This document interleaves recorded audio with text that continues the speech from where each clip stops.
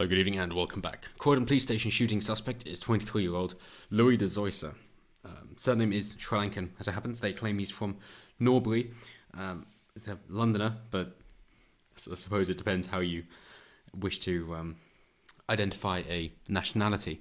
So, this is essentially a shocking story that a criminal who deals in drug dealing has no respect for the law, for policemen, or for the right to keep and bear arms, which has been infringed in the UK, of course, but they don't care about it. And I think there seems to be a great disconnect, which is that if there's a criminal and they understand that they're going to be going away for a long time anyway, and that they understand that they cannot use the law to protect themselves, in which case they need to protect themselves, then they are going to do that, even by illegal means, because they know that they can't ever have the law on their side because they're already on the wrong side of the law. Yes, of course. What does that mean pragmatically? It means that if you're trying to break up these groups that are operating outside of the law, then they are going to be defending themselves with what they have learned while operating outside of the law, which means they are going to be the ones owning guns and lethal weapons, which will then take down any law-abiding citizen or police officer trying to detain them. And that is what we've seen here as well. So, if you've got a more freedom-loving society, then you're going to understand what you could be coming up against because, hey, everything's out in the open, so you're aware of what you could be facing. Whereas if it's all closed off, then you have absolutely no idea.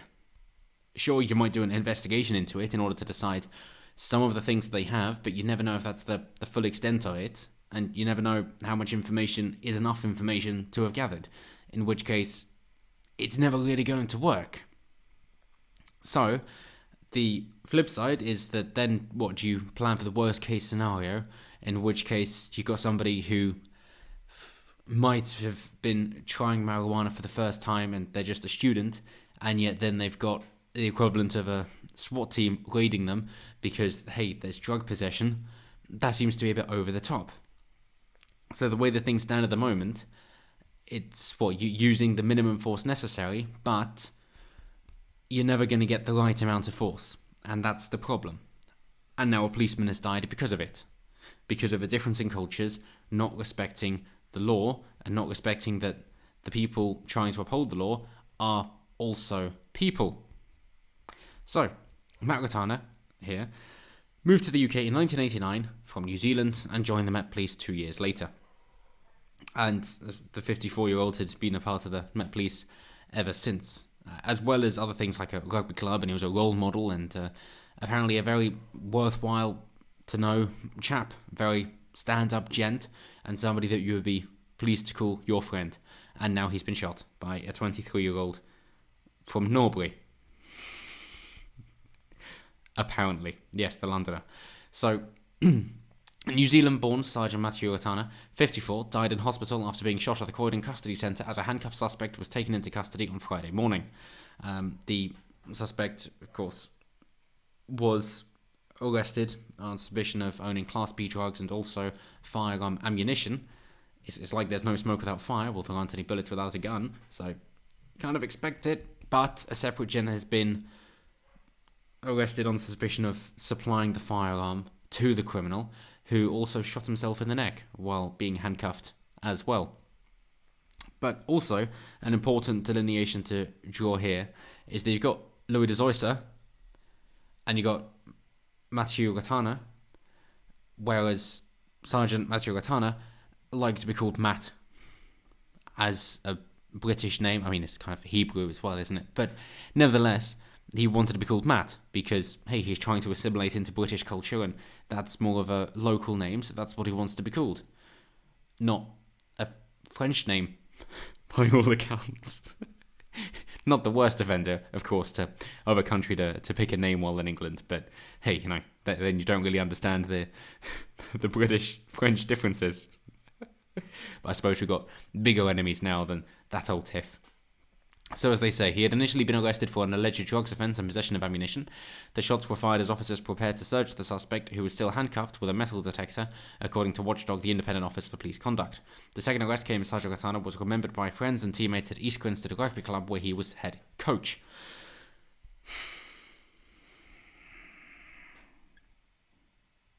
and there seems to be more and more police are being targeted and taken out, of course, and the police know that they're more and more hamstrung to not being able to do anything in order to defend themselves, because their lives are being made incredibly difficult to say, well, but if there is a political persuasion or if there's a particular racial element of this, then you're not allowed to do your job as you normally would.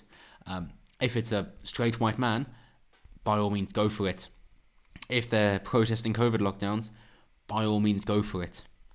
If they're a communist, you've got to be gentle. If they're a paedophile, by all means go for it, unless they're Islamic, in which case you're not allowed to. So it's not allowed. It's not allowed.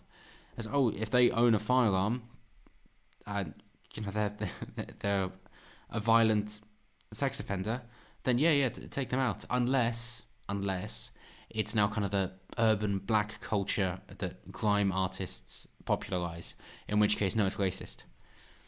So it's this very different legal precedent, which means, of course, the police can't really do their job properly because they're not quite sure what the standards are, or they're basically just going to bring it down to a racial element, in which case they've got to be ever so gentle with particular skin colours, which have their stereotype and a reputation for a reason, in which case the police are then going to be taken out by the perpetrators instead of under a court of law after the fact. And so I think it just comes down to the swinging of the pendulum, and we should push it back with as much force as we can in order to say, no, we want equal treatment under the law. If there's a stereotype there that's there for a reason, then you're going to have to understand that you might have to express more caution in the situation. And if you're found out to be treating somebody unfairly because of the colour of their skin and not because of them as an individual, then by all means, that'll be found out in a court of law after the fact. But you can't be thinking, we've got to be really gentle and careful and cautious and softly, and then be shot because of it. That's just too much to ask. And you can see further down, Sadiq Khan's pretending to look sad, but it just looks like a pigeon looking for a breadcrumb, really. But hey, and Cressida the Dick also not helping out, but it's just virtue signaling. They don't give a shit about truth and what people are actually going through. All they care about is being elected again and just keeping their positions of power. But that's what it's come to. So it's more important than ever to be able to get the truth out. And that's why I keep sharing these with you guys. And hopefully you share them around as well. So as always, let me know what you guys think down below. How could this have been avoided?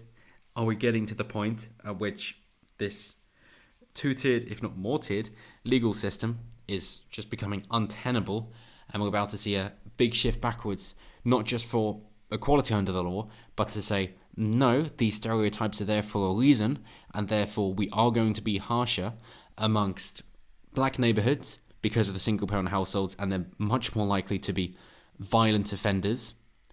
We're going to be cracking down more on Islamic communities because they're far more likely to be grooming girls and more likely to be sex offenders. Is that what we're going to see? Because the pendulum's going to swing back the other way and say, yeah, we will treat everybody as an individual, but if there's a particular area that has quite a reputation, then we're going to be more cautious going into it. Just like you would expect, if you've got a police officer in Somerset, they're probably on their own walking with a baton. And they're going to be stopped to ask for directions, and because they're friendly and they know the community, compared to the ones operating here in Manchester, which are all armed with pistols because they're afraid of what would happen to them. Is that where things are going? Or is that where they already are? And it's just waiting for the bureaucracy to catch up. Either way, let me know down below. Always intrigued to hear what you guys have to say. And as always, until next time, have a good one.